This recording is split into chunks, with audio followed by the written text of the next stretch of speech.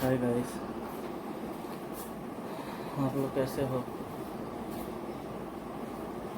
आज एक गाना लेके आया हूँ आशीष यादव का सैड सॉन्ग है। उस पर रिएक्शन देके बहुत सारा कमेंट्स है। मेरा दोस्त का कमेंट्स था, सब दोस्तों का कमेंट्स था कि आशीष यादव के वीडियो पर रिएक्शन दीजिए भैया, रिएक्शन दीजिए। तो आज लेके आया हूँ। मेरा चैनल सब्सक्राइब कीजिए, लाइक कीजिए, कमेंट्स कीजिए। मेरा चैनल का नाम है संजीव कुमार 940। उसको जाइए, उस पर देखिए। अच्छा वीडियो आया हुआ है, रील्स भी है उस पर। अच्छा वीडियो आया, उस पर देखिए। रिएक्शन वीडियो बना रहे हैं। अब रिएक्शन वीडियो आता है, देखिए उस पर रिएक्शन वीडियो। और बताइए कैसा लगता है, कमेंट्स करके बताइए आपको वीडियो कैसा लगा।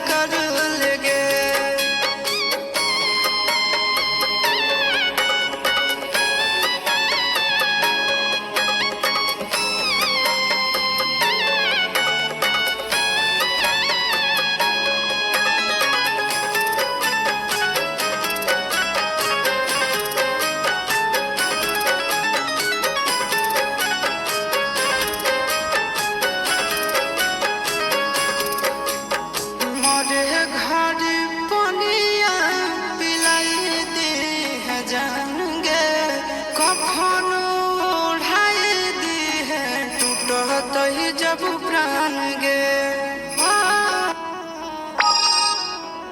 मोरे घड़ी पनिया पिलाई दी है जान गे, कफन ओढ़ाई दी है टूटत ही जब प्राण गे। हगे हमारा से तोरा जाती प्यार होता भेंट साथ छात कर लगे। हगे सुनाया रावा हो भरती पटनवा में आके मुलाकात कर लगे। हगे सुनाया रावा हो भरती पटनवा में आके मुलाकात कर लगे।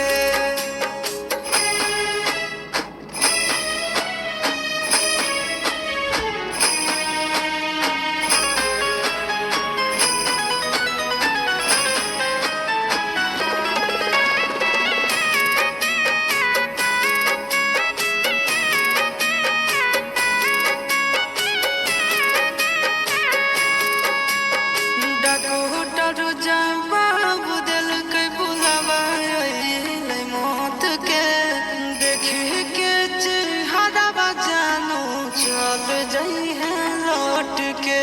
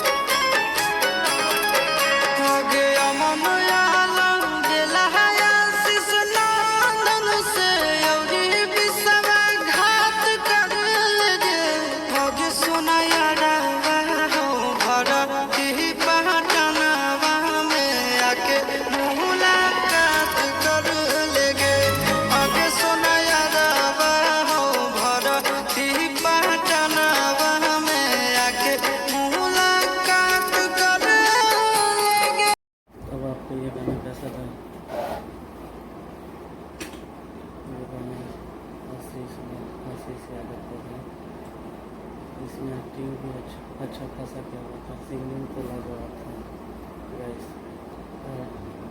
राइटर तो भी अच्छा लिखा था, गाना ज़बरदस्त था। एक बार जाकर सुनिएगा, लिंक डिस्क्रिप्शन में दिया हुआ है। गाना का रिएक्शन बताइए कमेंट्स करके, गाना कैसा लगा आपको। गाना अच्छा था, वैसे दिल जीत लेने वाला गाना था। अगर ऐसा गाना हो तो फिर कमेंट्स करके बताइएगा, और कोई ऐसा गाना हो तो इस पर रिएक्शन देंगे। अगर वैसा कोई गाना आप लोग को नज़र में और है तो कमेंट्स करके बताइएगा, उसका लिंक भेजिएगा, हम जरूर रिएक्शन देंगे। जाते जाते लाइक कमेंट्स और शेयर कीजिएगा, चैनल डिस्कशन में। Bye by.